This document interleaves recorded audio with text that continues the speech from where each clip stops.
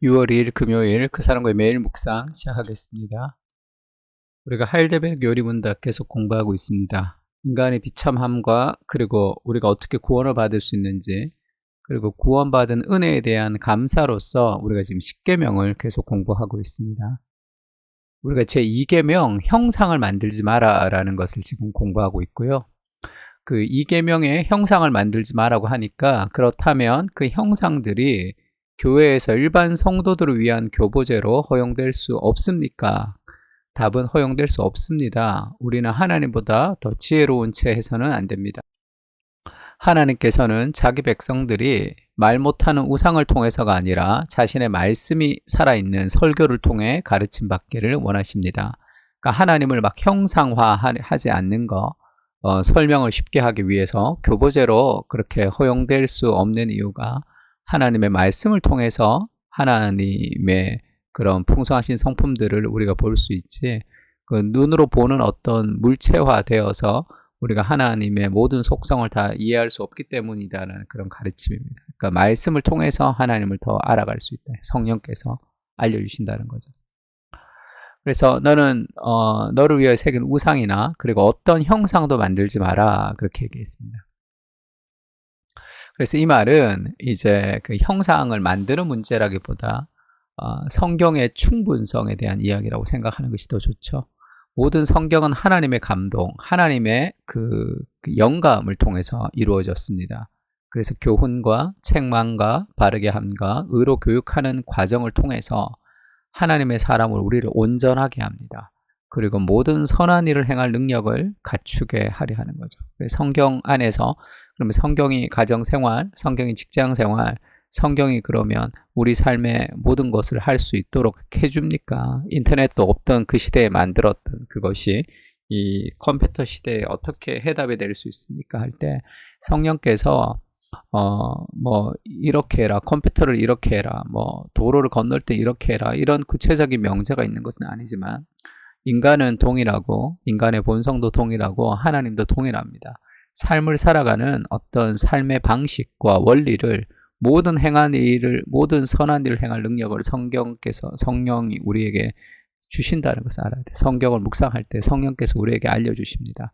직장생활, 가정생활, 삶의 모든 것을 우리가 하나님을 의지하며 해야 될 이유가 거기 있는 거죠. 충분성을 좀 기억할 필요가 있습니다. 그리고 믿음은 들음에서 나며 들으면 그리스도의 말씀에서, 결국 우리의 믿음이 그리스도의 말씀을 통해서 완성된다라는 것을 좀 알 수 있어요.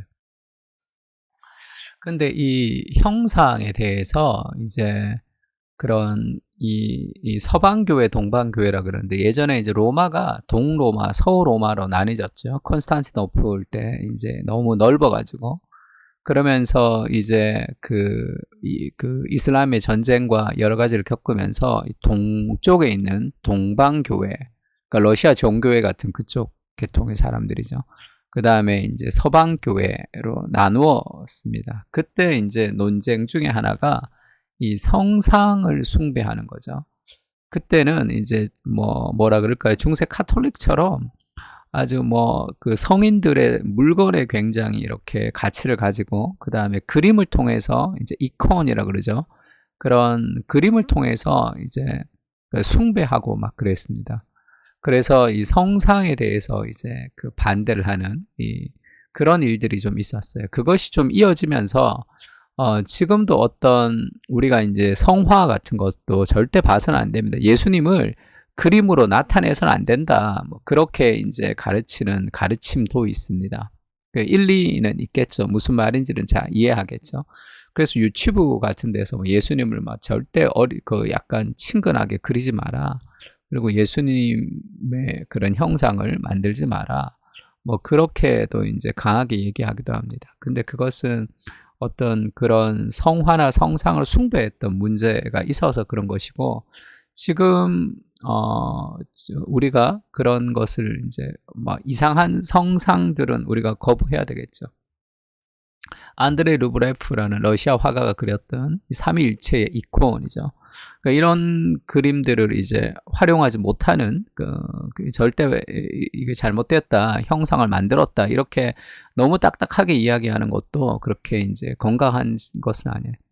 지금 그 안드레 루블레프의 이 그림을 보면 이 성부, 성자, 성령을 인간화했는데 지금 가운데 계신 분이 예수님입니다. 왜냐하면 그 예수님의 지금 얼굴을 보면 그 하나님을 보고 있죠. 이쪽 오른쪽에 있는 나를 본 자는 아버지를 보았다. 그래서 이 가운데 계신 분이 예수님이고 주로 이제 그 예수님을 파란색으로 이제 등장하기도 하고 그 다음에 이쪽에 있는 분이 이제 성령님인데 성령님이 손가락을 가르치고 이렇게 가르치고 있는 거죠.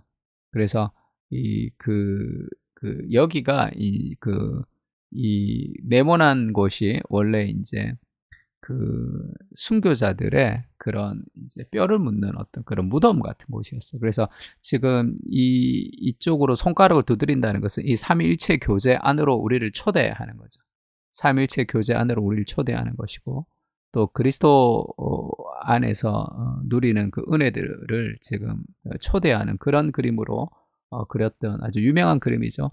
이런 이콘을 보면서 여러 가지 뭐 삼위일체를 생각하고 하는 것도 뭐 좋습니다. 좋다. 그리고 그래서 뭐 어떤 형상도 만들지 말아야 된다. 그것이 지금 제2계명에 대한 해석의 적용이라고는 보지는 않고요. 대신에 이제 그런 건 있겠죠. 그 프란시스 셰퍼가 그런 얘기를 한번 한 적이 있습니다. 그러니까 하나님을 의인화했던 그림들, 이제 르네상스 시대의 그림을 보면 하나님을 의인화했단 말이에요. 천지창조같이.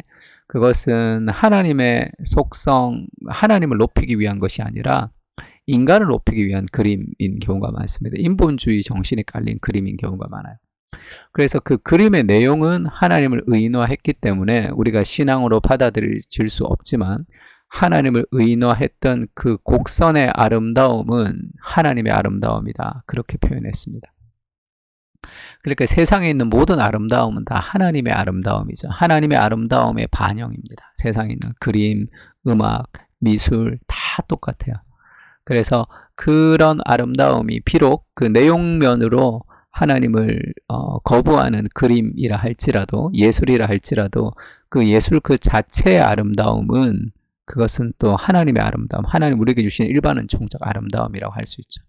그래서 팀 켈러도 그런 얘기를 한번 한 적이 있습니다. 문화에 대해서 우리가 어떻게 생각해야 되느냐 할 때 그 모든 문화를 우리가 거부해야 되는 것도 아니고 그것을 이제 critical enjoyment, 비판적 향유하는 거죠.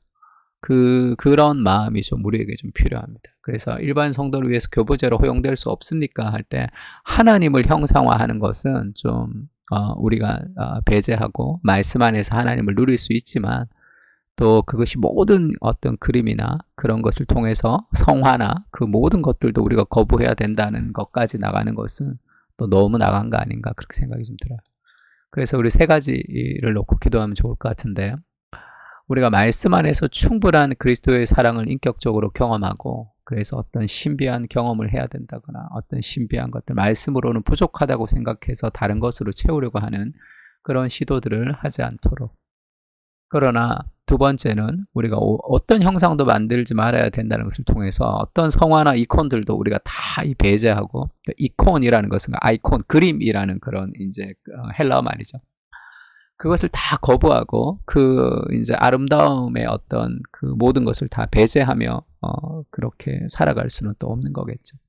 그래서 문화를 비판적으로 향유하는 적절히 경계하는 은혜와 관용과 분별을 허락해 주옵소서. 은혜가 있어야 되고 관용이 있어야 되지만 또한 분별이 있어야 되겠죠. 또 그 사람교회 공동체가 말씀의 공동체이며 또한 문화를 분별하는 문화의 공동체가 되게 하여 주시옵소서. 세상에 있는 하나님의 아름다움을 우리가 누리고 맛보고 즐기고 또 그것에 빠지지 않는 그런 균형 있는 우리가 되었으면 좋겠습니다. 이 세 가지 기도 제목 가지고 다 같이 한번 기도하겠습니다.